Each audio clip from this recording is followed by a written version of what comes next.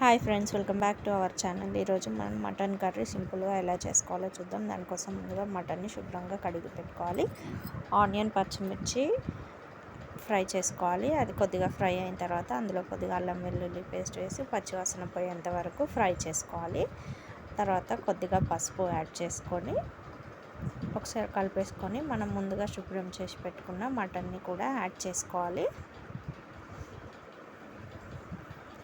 Mutton add చేసుకున్న తర్వాత ఒకసారి కలిపేసుకొని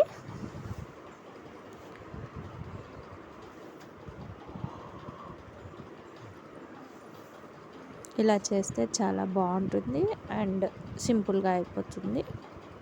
ఒకసారి కలిపేసుకున్న తర్వాత మూత పెట్టేసుకొని ఒక 5 to 6 minutes సిమ్లో కుక్ చేసుకోవాలి. 6 minutes తర్వాత చూడండి మటన్ ఇలా కుక్ అయిపోయింది కదా.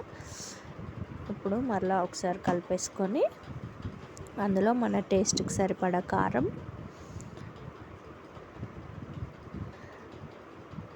నేనైతే 3 tablespoons వేసానండి. ఎక్కువ తినేవాళ్ళు కొద్దిగా ఎక్కువ వేసుకోవచ్చు, తక్కువ తినేవాళ్ళు తక్కువ వేసుకోవచ్చు. నేను కేజీ మటన్కి చెప్తున్నాను. అండ్ టేస్ట్కి సరిపడా సాల్ట్ కూడా యాడ్ చేసుకొని ఒకసారి కలిపేసుకొని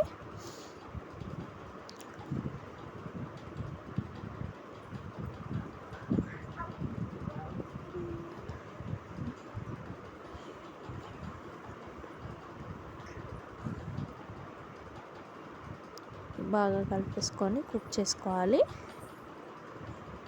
మూత పెట్టి మళ్ళీ 3 to 4 minutes కుక్ చేసుకోవాలి.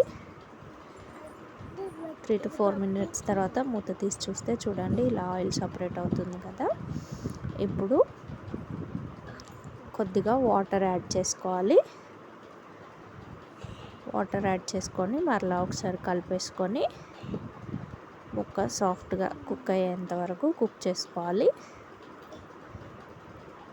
మూత పెట్టేసుకొని ముక్క పూర్తిగా ఉడికేంత వరకు ఉడికించుకోవాలి. తర్వాత మూత తీసి చూస్తే చూడండి ఇలా బాయిలింగ్ అవుతుంది కదా.